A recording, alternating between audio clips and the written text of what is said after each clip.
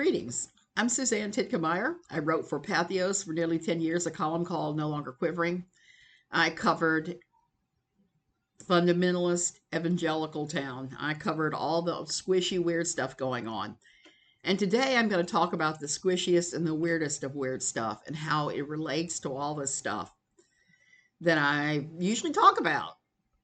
I want to talk about Matt Chandler, who is an IFB pastor, a rather prominent one, who has done some not so nice things. Let me see if it'll let me even pull up my little list of stuff he did without cutting off my camera. Did it let me do it? Yes, it did. Okay, so one of the things that is so incredibly weird, let me get rid of this. I wish I knew how to edit. If I knew how to edit, I could have some much better videos. Okay, so while I'm pulling this up, let me just say, do the YouTube things if you'd like. Hit like, subscribe, ring the notification bell. These are just my opinions. Please don't bully anybody. So Matt Chandler, and back to the IFB. Okay, some time back, 2 or 3 years ago, I wrote a post trying to explain the IFB, the new IFB, and the IBLP, what the differences were for those people who don't follow weird religions and don't follow the more fundamentalist ones. So it was called Hamburger Theology, and I think it's a pretty decent way to describe the differences between the two. The independent fundamentalist Baptists of the IFB are kind of like McDonald's. They're ubiquitous, they're everywhere, and they all vary a little tiny bit from each other, just like you can get jalapenos at the McDonald's in Texas and parts west. The ones on the East Coast, at least the one in Chincoteague, Assorted, you can get crab cakes in the summertime. So it really varies, some little tiny regional differences. And it's the same way with the IFB. They don't have a pope or anything like that.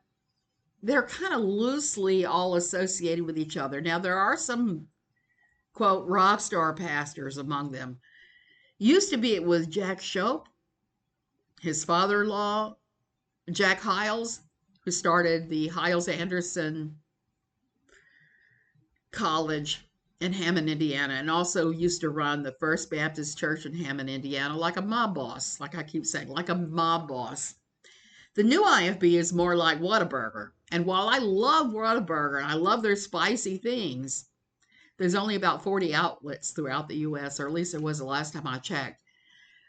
The new IFB has about the same number of outlets as there are Whataburgers. And they are also kind of spicy and weird and off the bubble, run by Steven Anderson, who is their mob boss. There's been all kinds of things in the few years that they have survived. Things like pastors fired for cavorting with sex workers. There's been drug use. There's been SA scandals involving teenagers. There's even been allegations of monetary chicanery. So they are off, and it's kind of funny because they started because they said the IFB was too liberal for them. The IFB started in the late 1800s because they said that their regular churches were too liberal for them. So it's a giant circling down as to who's the most righteous as they fall apart from scandals. It's pretty interesting, I think, to watch these things. The IBLP is, of course, Bill Gothard's organization. The Institute of Basic Life Principles. He also has run the ATI and a bunch of other things. He's gone now. He's been removed from his positions there for, surprise, surprise, a scandal involving teenage girls. Over 40 women came forward that said that he had been appropriate with them as teenagers. Surprise, surprise, because that's the other thing a lot of these places have in common, is they tend to have their scandals. And the Matt Chandler thing is a genuine scandal of that sort. I am watching an almost identical scandal playing out in the church my husband goes to that I have disavowed after what happened on Sunday completely. They had somebody who was a pastor there who did exactly the same things that Matt Chandler is accused of doing, And I will give them credit. They immediately removed him from the pulpit and said, we don't know what the future holds, but you're going to have to do some stuff. And then they cleaned house. And I was glad to see that, because sometimes people in leadership are so used to being worshiped that they start to feel like they're invincible and they start to do all kinds of crazy stuff, hence all that other stuff. The IFB, and you can Google this, they have had piles of scandals through the years. Jack Hiles got defrocked for having his own sex scandals. Jack Shope sits in federal prison right now because he had SA'd a teenager who he was treating for SA. He was counseling her for having been SA'd while he was SAing her, and he took her across state lines for illicit purposes, triggering the Mann Act. And he's in prison now. He got 13 years. I don't know how much longer he'll have to serve. He's been in there quite a while. So I wouldn't be surprised if we don't see him pop up and try to regain his pulpit. He better hope they don't do what they did to Charles Shiflett in Virginia, where I was, because he was accused of having SA'd a pile of children going back 30 years. What they convicted him of was tax evasion. But when he came out, he was not able to regain his pulpit because one of the conditions of his release is he couldn't be around anyone under 18, so he couldn't regain his pulpit. They had to pay him off a pretty significant sum of money to make him shut up and go away. So there's just something about all these extreme control, very fundamentalist religions. It seems like they set people up for this. I have been reading through everything going on with Matt Chandler, and I've been thinking about putting together a video, but I didn't know what I was going to say beyond shame, shame. Well, this morning, I ran into a Twitter, and the guy broke it down perfectly. He broke down exactly what happens at these fundamentalist religions when they do this crap. All the stuff that happens, how it's presented, what it means. They broke all of that down, and it was pretty mind-boggling. So I'm going to read it to you part by part and extrapolate on it. So Matt's church and some of the other attendant preachers, and I'm going to throw this out there, Matt has put a bunch of people in various places that have apparently also had sexual scandals. Okay. I didn't write this. Somebody unknown on Twitter did. But I think it was the most succinct breakdown of what happens with these places. When Josh Patterson, and this is the original church that Matt Chandler's at, opens his sermon with, quote, "It's okay to not be okay. If that's true for you, but not true for me, pastors and leaders, we have missed the gospel," unquote. Okay, so that is true. But here's where it gets sticky and weird. What he's actually saying is either you go light on what you are about to hear, or else you're not a real Christian. So that sets us up for this false dilemma. This false dilemma, you're thinking in your mind, well, if I don't say, hey, yeah, I'm sinful too, and rubber stamp whatever sin they're about to talk about, then I'm an enormous hypocrite. So they set up this false dilemma, and they start trying to manipulate your mind into thinking that this is really not a bad, this is really not that bad. Everybody does this crap. No, not everybody does this. In your real life, how many times have you sexually molested someone? How many times have you put pressure on somebody to have sex that you weren't married to? That doesn't happen for the majority of us. Okay. Then Matt Chandler takes the stage. He leads with, quote, "I plan on being the pastor here for another 20 years, but I do need to loop you in on some things, okay?" Unquote. He's looping you in. What a privilege. This is for intimate family members only. It appeals to your emotions. That is exactly right. This whole secretive, can I tell you something, or sharing of secrets is something that they use to manipulate your emotions. They use it to make you be more open to them. I'll share a secret with you, you share a secret with me. We're all telling our secrets. We're all washed in the blood of the Lamb and forgiven. So they're setting up for that. He describes the situation. It's purposely vague. He tells you that these are that there are two or three witnesses. Quote, I saw no issue with it. My wife knows about it. This woman's husband knows about it. My DMing with this woman was not romantic, nor was it sexual, unquote. Speaks of ambiguity and special pleadings. I like to talk about liminal spaces, so spaces between things. He is trying to take a liminal space and turn the narrative when he's doing this. He's being purposely vague. He is taking circuitous reasoning to try and confuse you, and special pleading is like, but my wife knows about it, so it can't possibly be that bad. He goes on, quote, it was unguarded and it was unwise. My coarse and foolish joking is just not okay for someone who has been put in a position that God has placed me in. Well, you don't really know what he's describing, and he never confesses to what the quote sinful behavior actually is. So that's false humility.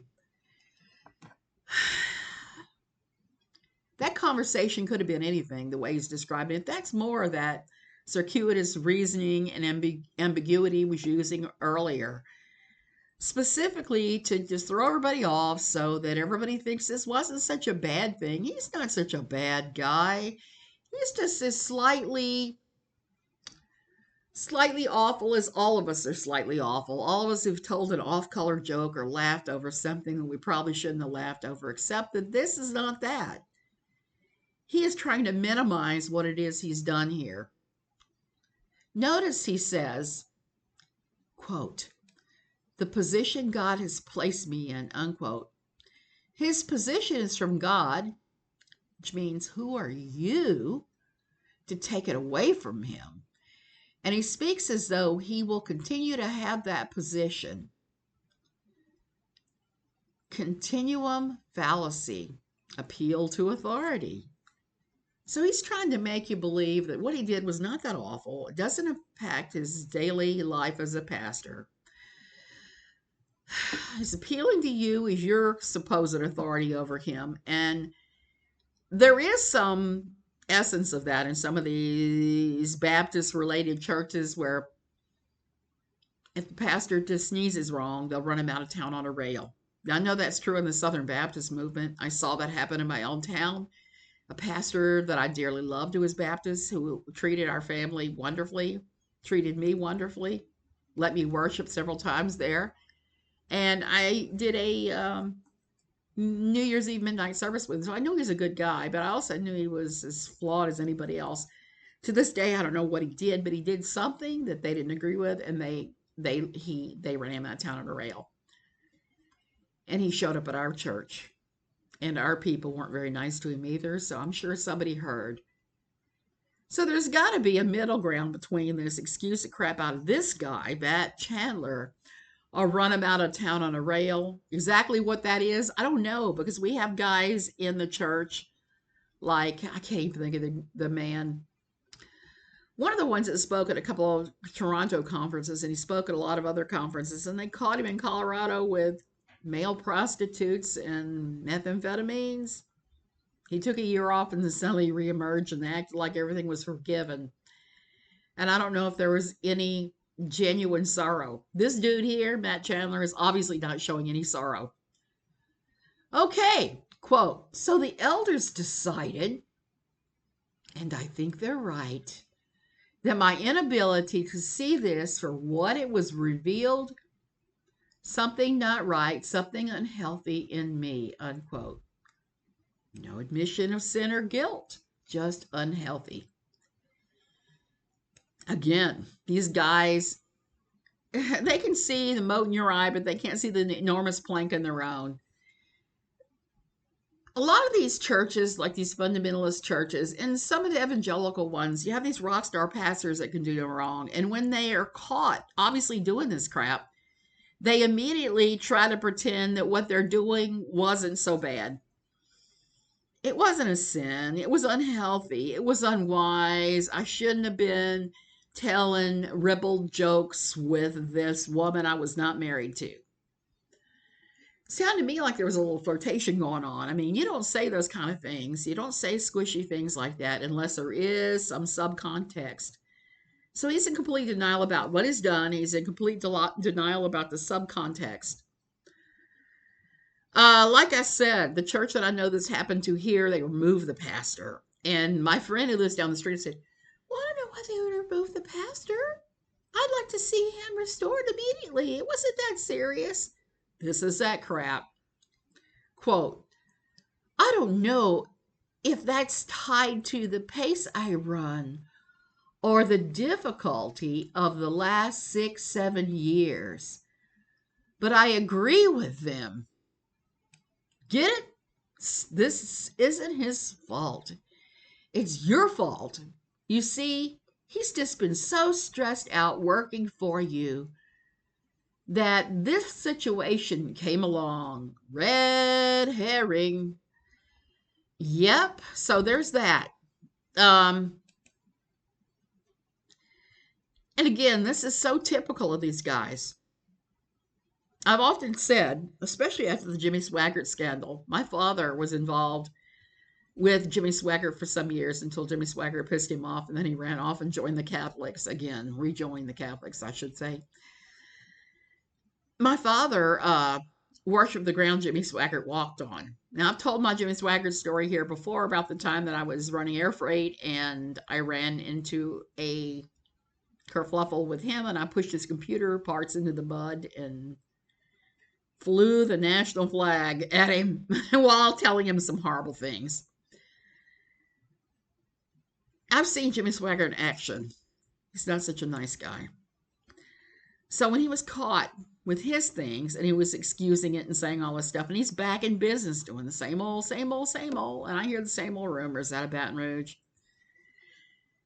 These guys, they never learn. They never change. They keep doing the same old things. And when they're caught with their hand in the cookie jar, doing any number of very awful things, from drugs to cavorting with women that charge for their fun time, their happy, fun, sexy times, to inappropriate texting, to CA, to you name it, there's always an excuse. No one ever takes full responsibility and says, yeah, I screwed up. I really screwed up here. I deserve punishment. I deserve time being rehabilitated. Bill Gothard tried to rush that process and come back. And thankfully, they have seen right through that, the IBLP, and denied him reclaiming his throne, which is what he tried to do. So kudos to the IBLP for realizing that this guy is not fit to be around anybody's daughter. No one's teenage daughter. For all his proclamations, he never kissed anybody or any of that nonsense that he's obviously telling a lie about, if the women are to be believed. And I think the women are to be believed in this situation. In that situation, even though they were not able to take him to court. These guys, they all make me sick. They're part of the reason why I still do this, why I still talk about this, why I'm writing about all this. And I have to thank you viewers. Java Man, I'm calling you out especially, because we start talking about some of this stuff. And I'm sorry that I wasn't able to do a live stream. My internet here is so wonky. And I don't know why. And I keep calling them, and sometimes it works, sometimes it doesn't. But you guys, you make me think about stuff that I had long forgotten. I was talking with Java Man about baptism because somebody was claiming some stuff about waterboarding and baptism and all this stuff. And it made me sit and think about the kind of baptism rituals we had at our old church, which when I first joined, it was taking everybody out to the river and dunking them the same way they did in Oh Brother, Where Art Thou, that movie, where they sang the song, Oh sister, let's go down. Damn, my voice has gotten bad. I don't want to sing anymore. So, um, we were talking about that. And just the little talking I did with Java Man in the comments opened a flood of memories for me that I thought were gone. Especially after we quit doing the water baptisms down at the creek because everybody had to put on sandals because there was glass in the river and all sorts of stuff. No restrooms, no nothing. So I had a swimming pool in Virginia. So from that point on, I started hosting baptisms every year. And let me tell you, you want to talk about a gargantuan undertaking, that would be it.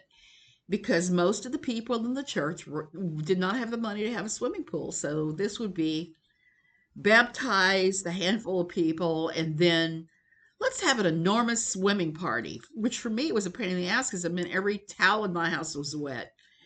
It meant the same thing it meant here. Pulling the cover off the sofa and seeing swimsuit prints on the sofa. Oh my word. And that's not even to mention the food, the cake, the stuff that they demanded, decorating the place, all kinds of craziness. It started to become such an overwhelming thing that the very last time I hosted it, I kind of went ham on the pastor. He came along while everybody was swimming, and I am horizontal on the sofa because I'm sick as hell with my asthma, which had just reemerged. And I'm chewing him out and basically saying, you tell your wife never to assume I will take any task ever in this church. I was that kind of mad that Sunday because it was always Sunday after church. And like I said, for me, it was an expensive, huge undertaking. It was a production that took me a week or more to get everything right again. And so I ended it. So because of these things, I could actually remember them and start writing about them again for my book. And this book has taken forever because my memory comes in fits and starts. And it's like pulling nails from your flesh sometimes. It's not fun. But I'm determined to press on and actually publish this stupid thing. So thank all of you for your questions and comments that bring out these thoughts that make me remember. Even my husband has done that sometimes. He said, yeah, don't you remember this? And I was like, these two ladies playing with the angels at every home Bible study. And I just said, no, because my brain was focused on these other people who were way more problematic. And I used to pop a Xanax at 3 o'clock in the afternoon on the days that I had to do this, and then state all the scriptures about, I used to say all the scriptures about anxiety and peace and all this crap, and spill all this. I can do all things through Christ who strengthens me, all of that crap, just to be able to tolerate 2 to 3 hours in the presence of my brethren in the church. And I didn't see at the time how much stress I was under, how much Dunning-Kruger was going on in my own mind, that I couldn't see that how toxic it was negatively impacting my health and my mental state. That if you have to sit there and do like this and shake and fear that the Looney Tunes are going to go a little crazier than normal while these other ladies are leaping around playing with angels and saying, oh, the angel's playing patty cake. And that doesn't even register because you're so whacked out thinking about these people who may do something way worse, who may grab the 19-year-old pregnant daughter of one of the members and start chewing her out for daring to show her pregnant belly in front of everybody else. Hell no. That doesn't need to happen. Okay, you guys, I got to go. I've got 10 zillion errands to run today, including going to get more nebulizer solution for my neb and everything else. I'm so glad I went for my beach walk yesterday because it definitely improved my health. Breathing in the sea air, it always helps. That's why I live a mile and a half from the beach. I knew when we came here I would have to live within 7 miles of the beach in order to get the beach air benefit, and I am. Love you guys. See you later.